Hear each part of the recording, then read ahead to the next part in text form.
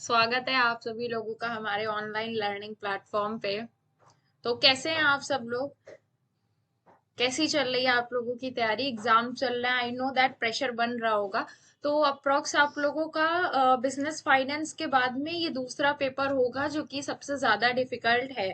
तो इसे डिफिकल्ट नहीं बने आप लोगों के लिए, इसलिए मैं आपके लिए लाई हूँ रिवीजन लेक्चर्स।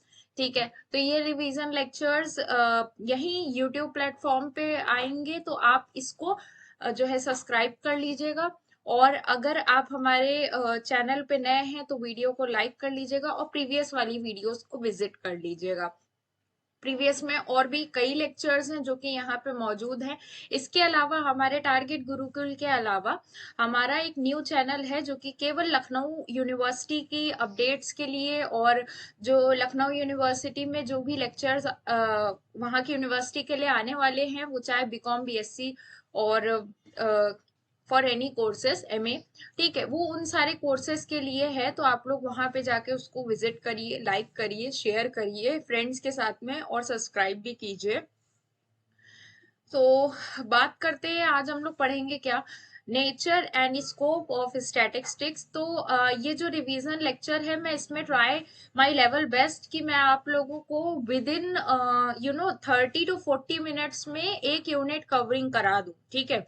क्योंकि यहाँ पे क्या है, रिटन प्रैक्टिस ज्यादा जरूरी है। आप यहाँ पे आकर के लेक्चर देख रहे हो और बहुत ज्यादा अगर आपका लेक्चर लेंथ उसकी बढ़ाऊंगी मैं, तो आप लोगों को बोरिंग लगेगा। इस वजह से लेक्चर की लेंथ मैं नहीं बढ़ा रही हूँ, मैं लेक्चर को क्वालिटी वाइज इंप्रूव करने का ट्राई कर रही हूँ। कि अगर कोई भी लेक्चर आपके पास में आता है तो पूरा का पूरा ट्राई कर रही हूँ मैं कि वो लेक्चर आपको एकदम कंसाइज वे में मिले। ठीक है, फिलहाल के लिए हमारा जो है बैच ऑन गोइंग है। जैसा कि आप लोगों को पता है कि आप टारगेट गुरुकुल की जो एप्लीकेशन है वो आप लोगों के लिए हमेशा कुछ ना कुछ बेहतरीन लेकर के आई है। तो दिस वंडरफुल एप्लीकेशन में आपको मिलेगा जो है टॉप एजुकेटर्स से पढ़ने का मौका, और यहाँ पे आपका डाउट सॉल्विंग होगा। और जो भी हमारे ग्रुप्स है वहां पे डाउट सॉल्विंग चलते भी रहते हैं, तो आप लोग उसको ज्वाइन कर लेना और एप्लीकेशन को डाउनलोड कर लेना। लिंक आपको डिस्क्रिप्शन में मिल जाएगा, और डाउट क्लियरेंस रहेगा जब तक आपका एग्जाम कंप्लीट नहीं हो जाएगा। इसके अलावा हमारा जो बैच ऑन गोइंग था वो कुछ इस तरीके से था कि बीकॉम थर्ड सेमेस्टर में मेरा नाम मुस्कान है, और मेरा बीकॉम एंड एमकॉम यहाँ एलयू से ही हुआ है। तो मुझे मालूम है कि किस तरीके का लेवल का क्वेश्चन आप लोगों के लिए बनने वाला है। ओके, क्योंकि एक जो पॉसिबिलिटी हो सकती है उस हिसाब से मैंने इस सारी चीजों को तैयार करा है। इसके अलावा हमारे साथ में को एजुकेटर भी है, मानसी। मानसी का भी बीकॉम एंड एमकॉम एलयू से ही कंप्लीट हुआ है, और वंडरफुल टीचर। सारी चीजें बहुत ही अच्छे से इन्होंने जो है डन करी हैं। ठीक है, तो आप सारथी बैच को ज्वाइन कीजिए। एलयू के अगर आप स्टूडेंट हैं तो बीकॉम को, अदरवाइज आप हमारी जो रिवीजन लेक्चर्स हैं इससे भी हमसे जुड़ सकते हैं। और आपको अगर कोई न्यू टॉपिक चाहिए होगा तो भी आप मुझे कमेंट सेक्शन में बताना कि मैम न्यू टॉपिक मुझे चाहिए और इसका मुझे ये चीज नहीं समझ में आ रही है, तो मैं उसके लिए इमीडिएट लेक्चर डालूंगी। ठीक है, तो अभी के लिए ना हम लोग अपना प्रिपरेशन, जैसे कि आपका 15 तारीख को पेपर है। नाउ अभी आपको 15 तारीख के पहले आती है 13 तारीख, आपको बिजनेस फाइनेंस भी पढ़ना है। तो आज की ये डेट, आज की जो ये डेट है, ये एकदम बिल्कुल करेक्ट डेट है जिसमें कि आप लोग बिजनेस स्टैटिस्टिक्स पढ़ सकते हो। तो मेरे साथ पढ़ो आप लोग, ठीक है। और फिर उसके बाद में हम अपना जो रिवीजन है उसको क्या, जब 13 तारीख वाला पेपर कंप्लीट हो जाएगा तो जब शाम आएगी तो वहां से हम फिर से स्टैटिस्टिक्स पढ़ना शुरू करेंगे। ठीक है, एकदम एग्जाम के टाइम टेबल के ओरिएंटेड पढ़ेंगे, विदाउट एनी वेस्टिंग टाइम। अब मुझे आप लोगों को बताना चाहिए मैं बताने क्या वाली हूँ। ठीक है, तो nature and scope of statistics, आपका जो यूनिट 1 है उसमें कम से कम 3 चैप्टर रिक्वायर्ड हैं आपकी पूरी यूनिट कंप्लीट होने में। पूरी यूनिट को 8 घंटे में कंप्लीट करा जा सकता है। सिर्फ मतलब 8 घंटे बहुत ज्यादा होते हैं, तो 8 घंटे को मैं कंसाइज करके पूरा ट्राई करूंगी कि इसे 1 घंटे में कंप्लीट करने का ट्राई करा जाए, बिकॉज रिवीजन सीरीज। तो जैसे नेचर और scope of statistics, okay, let me show you. Okay, मेरी स्क्रीन विजिबल हो रही है आप सभी लोगों को। जैसे कि मैंने बोला कि अभी स्टैटिस्टिक्स हमें पढ़ना है, तो जहाँ पे देखो ना स्टैटिस्टिकल मेथड में स्कोप एंड ये हमें पढ़ना है, ठीक है। स्टैटिस्टिक्स जो है वो ब्रांच है, ठीक है, मैथमेटिक्स की। क्या चीज करना है यहाँ पे आपको, यहाँ पे क्या करना है, कलेक्शन एनालिसिस एंड इंटरप्रिटेशन करना है, प्रेजेंटेशन ऑफ डेटा, ठीक है। ये सारी चीजें आपको करनी है, फ्रेमवर्क, एक अंडरस्टैंडिंग लेनी है। अब इतना कुछ लिखा है मैडम, कुछ भी नहीं समझ में आ रहा है। स्टैटिस्टिक्स का मीनिंग क्या, स्टैटिस्टिक्स मतलब न्यूमेरिकल डेटा को रिप्रेजेंट करना। अब क्या स्टैटिस्टिक्स में सिर्फ और सिर्फ न्यूमेरिकल डेटा को ही हम प्रेजेंट करते हैं? नो, हम यहाँ पे क्वालिटेटिव डेटा को भी रिप्रेजेंट करते हैं। when you talking about statistics, तो it comprises both the qualitative data and the quantitative data.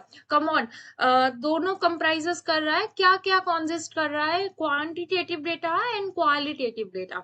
तो qualitative data किस तरीके का, good bad, ठीक है, इस तरीके का जो कि क्वालिटी में है, right. Good amount of salary quality में है, राइट। तो अभी मान लो जैसे कि मैंने क्वांटिटेटिव बोला तो क्या, एज, इनकम, और भी बहुत सारी, लाइक जैसे इन्फ्लेशन रेट, इन सबको किस में रिप्रेजेंट कर सकते हो आप, इन सबको हम रिप्रेजेंट कर सकते हैं in the forms of number. तो स्टैटिस्टिक्स का सिंपल सा मीनिंग अगर आप देखो तो स्टैटिस्टिक्स जो है वो नंबर लॉजी में बिल्कुल इर्द गिर्द घूमती, ठीक है। अब ये इर्द गिर्द कैसे घूमती है, जैसे कि अगर आप देखो तो स्टैटिस्टिक्स में और भी बहुत सारी चीजें हैं, जैसे कि आप स्टैटिस्टिकल जो मेथड है वो बहुत ज्यादा क्रूशियल वेरियस फील्ड है, कहाँ कहाँ यूज होता है आपका statistics, business, science, economics, research. Madam ये बिजनेस स्टैटिस्टिक्स इतनी जगह यूज होता है, हमें तो पता ही नहीं था। देखो बिजनेस में ऐसे यूज होता है क्योंकि आपको प्रॉफिटेबिलिटी एंड एक्टिविटी रेशियो का एनालिसिस करना होता है। ये कब कर पाओगे, जब आपको डेटा मिलेगा, ठीक है। अच्छा, अब बिजनेस स्टैटिस्टिक्स को इंडिविजुअल प्लस ग्रुप स्टैटिस्टिक्स मतलब सिंगुलर एंड प्लूरल, ठीक है। I just write this thing,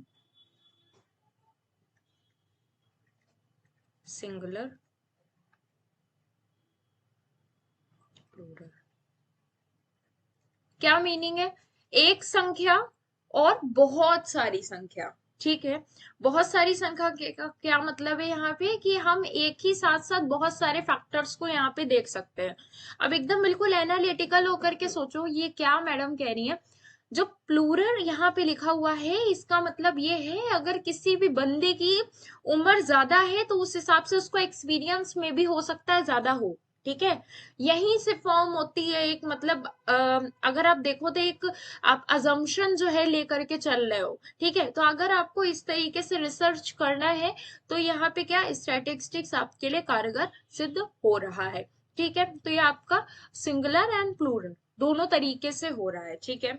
अभी ये सारी चीजें यहाँ पे चल रही हैं, फिर उसके बाद में evaluation, evaluation, reliability of data, scope of statistics, ठीक है, scope of statistic, fundamental logical reasoning and evidence based decision making. क्यों, क्योंकि आपको क्या, आपको यहाँ पे मिल जाता है प्रॉपर एविडेंस विदाउट एनी, मतलब यहाँ पे एक तो साइंटिफिक है, ऊपर से प्रूफ मिल गया, तो आपका क्या डिसीजन सही होगा, ठीक है। फिर इम्पोर्टेंस क्या है, अब देखो हमने पहली वाली स्लाइड पढ़ी है, अगर यहाँ पे किसी को कुछ भी नहीं समझ में आया तो कमेंट में मुझे बता देना कि क्या चीज नहीं समझ में आई है, तो मैं आपको वो चीज बता दूंगी या फिर उसके लिए न्यू लेक्चर ले आऊंगी, ठीक है। अब जैसे कि मैं बताती हूँ आपको, लाइक जैसे कि मैं क्या कहना चाह रही हूँ, जस्ट अ वेट।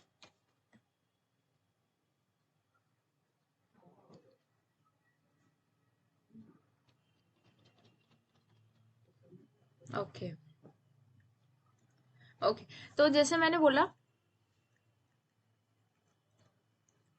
स्टैटिस्टिक्स, ठीक है, कैसे ले रहे थे, सिंगुलर नंबर में सेंस में, और कैसे, प्लूरल नंबर में, राइट। अब जैसे singular number and plural number में ले रहे तो हमारे कहने का मतलब क्या है, यहाँ पे हमारे कहने का सिर्फ इतना मतलब है कि आप सिंगुलर नंबर मतलब किसी एक इंडिविजुअल ग्रुप को लेकर के चल रहे हो, ठीक है, आप किसी इंडिविजुअल को लेकर के चल रहे हो, और हम यहाँ पे किसकी बात कर रहे हैं, ग्रुप की बात कर रहे हैं, ठीक है, ग्रुप की बात कर रहे हैं। अब यहाँ पे क्या मैंने बोल दिया पॉपुलेशन, ठीक है, राइट। अब यहाँ पे पॉपुलेशन मैंने बोला है तो इसका क्या मीनिंग है, क्यों, देखो सिंपली पॉपुलेशन अगर मैंने बोला है तो यहाँ पे मतलब ओवरऑल पॉपुलेशन की बात कर रहे हैं, ठीक है। तो स्टैटिस्टिक्स को हमें इसलिए पढ़ना है। अब स्टैटिस्टिक्स को हम किससे रिलेट कर सकते हैं, देखो सिंपल सी चीज है, सेमेस्टर 1 में फाइनेंशियल अकाउंटिंग पढ़ के आए हैं, फाइनेंशियल अकाउंटिंग पढ़ के आए, क्या पढ़ के आए थे, रिकॉर्डिंग करनी रहती है हमें, रिकॉर्डिंग करनी रहती है, फिर क्लासिफिकेशन करना रहता है, समरी बनाते हैं।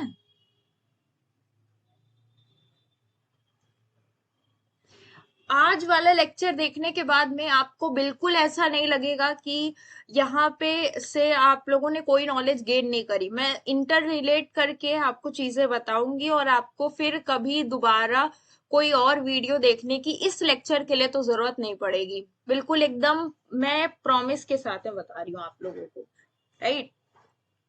देखो समरी, अभी समरी के बाद में हमें क्या करना है, हमें क्या करना है, इंटरप्रिटेशन करना है,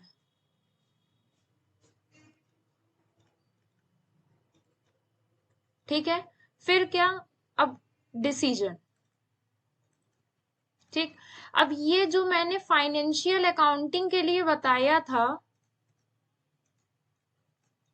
क्या मैं ये बोल सकती हूँ कि ये स्टैटिस्टिक्स के लिए अप्लीकेबल है, सोच के बताओ, सोच के बताओ, सोचो सोचो, 3 2 1। हाँ बिल्कुल सही समझ रहे हैं आप लोग। फाइनेंशियल अकाउंटिंग में जितने भी ये प्रोसेस थे ये स्टैटिस्टिक्स के लिए भी उतने ही ज्यादा जरूरी हैं जितने कि फाइनेंशियल अकाउंटिंग के लिए। बेसिक्स ऑफ अकाउंटिंग जब भी हम पढ़ते हैं लाइक जैसे बुक कीपिंग के बाद, तो हम यही सारी चीजें पढ़ते हैं और कुछ एक्स्ट्रा नहीं पढ़ते हैं। तो स्टैटिस्टिक्स के लिए आपको इतना ही ध्यान रखना है, आपको क्या रिकॉर्डिंग करनी है सबसे पहले। अब रिकॉर्डिंग के लिए क्या, देखो हमें ना डेटा बहुत सारा होता है, उसके लिए हमें रिकॉर्ड करना है, कैसे कि हमें एक ओवरऑल पॉपुलेशंस में से किस चीज को लेकर के स्टडी करनी है, ठीक है। फिर क्लासिफिकेशन किस तरीके से हम कर सकते हैं, इलिटरेट लोग अलग, लिटरेट लोग अलग, ठीक है। फिर उसके बाद में एज वाइज अलग, फिर एक्सपीरियंस वाइज और अलग, जॉब वाइज अलग, ठीक है, स्टूडेंट वाइज अलग। तो ये सब इन सब की तरीके से क्लासिफिकेशन कर दिया। अब ये मल्टीपल जगह इस्तेमाल होगा। एंड समरी में क्या लगाया हमने, चार्ट्स यूज करे, पाई चार्ट्स यूज करे, ठीक है। और भी बहुत सारे टूल्स होते हैं जिससे हमने इंटरप्रिटेशन करा, इंटरप्रिटेशन करने के लिए हमने बहुत सारे टूल्स यूज करे, लाइक जैसे कि कोरिलेट करा, रिग्रेशन करा, मीन निकाला, मीडियन निकाला और मोड निकाला, सारी चीजें हम आगे पढ़ेंगे, ठीक है। एंड फिर हम डिसीजन ले पाए कि उसकी वैल्यू इतनी थी, दिस मीन्स कि उसका रिलेशन पॉजिटिव है, उसकी वैल्यू इससे कम थी, दिस मीन्स उसका रिलेशन नेगेटिव है। इस तरीके से हम क्या करते हैं, डिसीजन लेते हैं, ठीक है।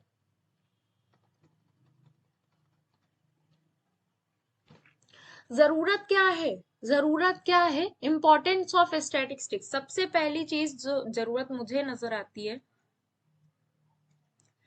इंफॉर्मेशन डिसीजन मेकिंग में जरूरत मुझे समझ में आती है, कैसे, statistical provide the tool analyse interpret data allowing for informed decision making in various context, ठीक है।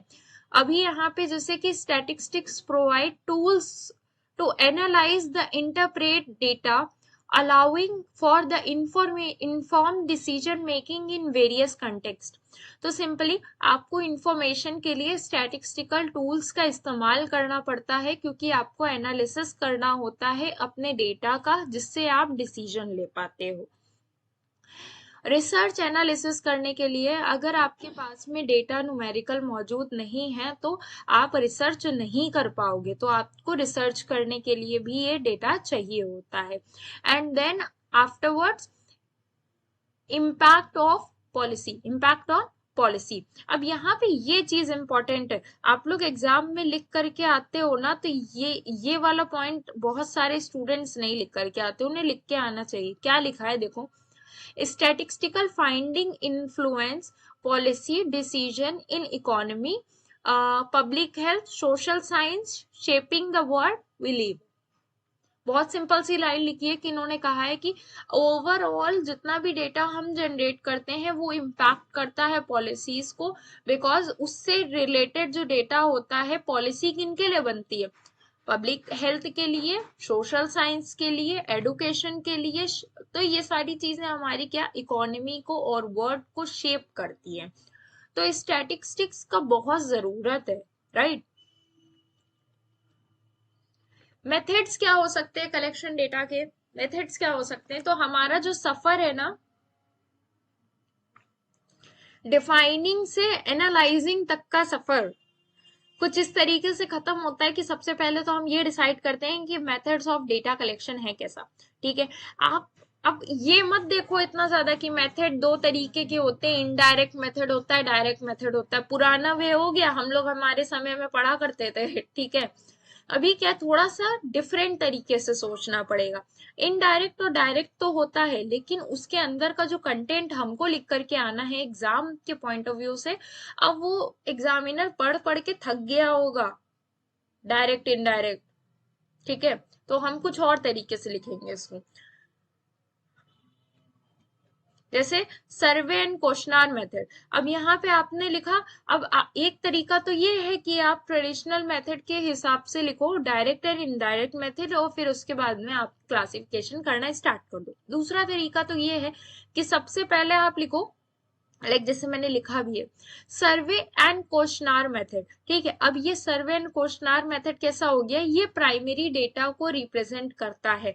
तो पहले आपने लिखा, फिर उसके बाद में क्या लिखा, one of the common method involving the systematic gather of information from a target audience, ठीक है। आपकी जो भी ऑडियंस है, जहां पर भी आप अपना जो है डेटा एनालिसिस करोगे, डेटा कलेक्ट करोगे, तो यहाँ पे क्या है, आपका गैदर इंफॉर्मेशन करने के लिए बेस्ट वे है और एक सिस्टमैटिक गैदरिंग इंफॉर्मेशन टूल है। एक्सपेरिमेंटल स्टडी, अब यहाँ पे आपने एक्सपेरिमेंट कर रहा है तो ये भी क्या है, प्राइमरी डेटा है। Utilise the scientific setting involving the manipulation and observation variable to draw conclusion, ये यहाँ पे लिखा हुआ है।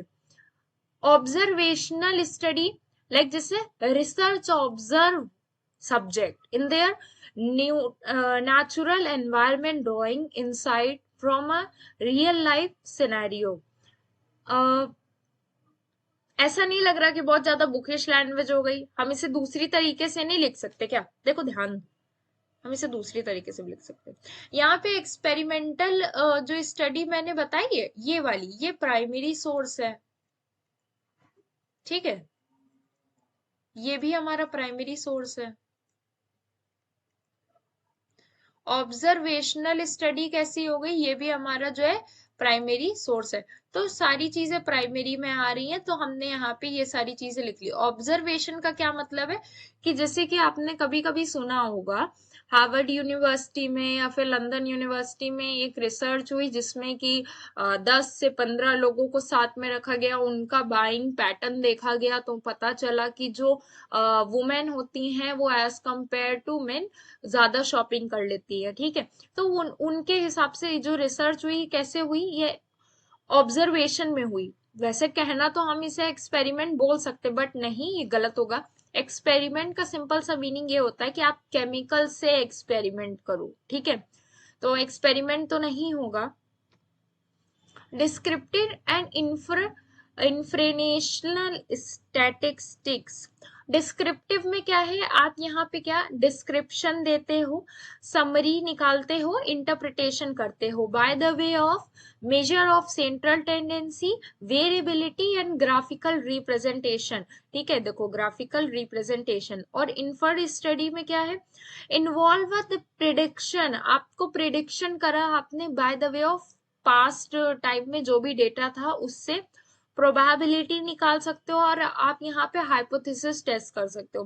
हाइपोथेसिस का क्या मतलब है कि आप यहाँ पे अपनी कोई अजम्पशन मान करके चलते हो कि एक हाइपोथेटिकल सिचुएशन है, यहाँ पे ऐसा हो सकता है। ठीक है, अब सैम्पलिंग टेक्निक्स क्या होती हैं। सैम्पलिंग टेक्निक्स जो आपकी होती है, पहला तो सिंपल रैंडम सैम्पलिंग।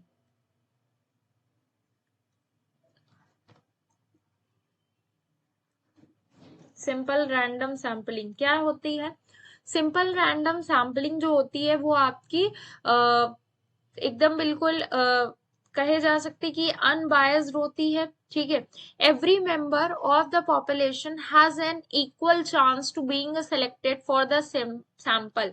ठीक है, हर एक पर्सन को चांस मिलता है कि वो सैंपल जो है वो उसके लिए इकट्ठा करा जाता है, और यहाँ पे क्या अनबायसनेस होती है, तो इसे बोलते हैं हम सिंपल रैंडम। यहाँ पे बहुत ज्यादा टेक्निकल टर्म नहीं इस्तेमाल करा जाता है। ठीक है, अब क्या है यहाँ पे टेट्राफाइड सैम्पलिंग। ये क्वेश्चन एक ऐसा क्वेश्चन है जो कि आपके गवर्नमेंट एग्जाम में भी आ जाता है कॉमर्स के पेपर में। ठीक है, टेट्राफाइड सैम्पलिंग जो होती है वो कुछ एक ग्रुप्स में डिवाइड कर दी जाती है, इसीलिए इसको क्या बोला जाता है, ये पार्ट्स में डिवाइड कर दी जाती है।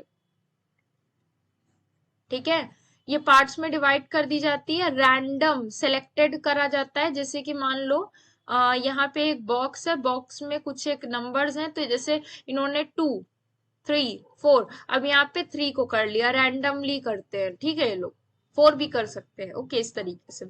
और फिर उसके बाद में क्लस्टर सैम्पलिंग होती है। क्लस्टर सैम्पलिंग क्या होती है कि डिवाइड कर दिया जाता है इनको, पॉपुलेशन को, then randomly entire cluster of the sampling. अब जैसे कि मान लो मैंने बोला कि यहाँ पे एक मतलब एक सर्कल है, वहां पे एक सर्कल है, इसके अंदर 10 लोग हैं। ठीक है, हमने 10 लोगों को सिलेक्ट कर लिया। अब इंटायर इंटायर ठीक है, यहाँ पे ईच एंड एवरी पर्सन को, क्लस्टर को जो है सैंपल के लिए यूज करा जाता है। ठीक है, मेजर्स ऑफ सेंट्रल टेंडेंसी। तो मेजर्स ऑफ सेंट्रल टेंडेंसी जो होती है, देखो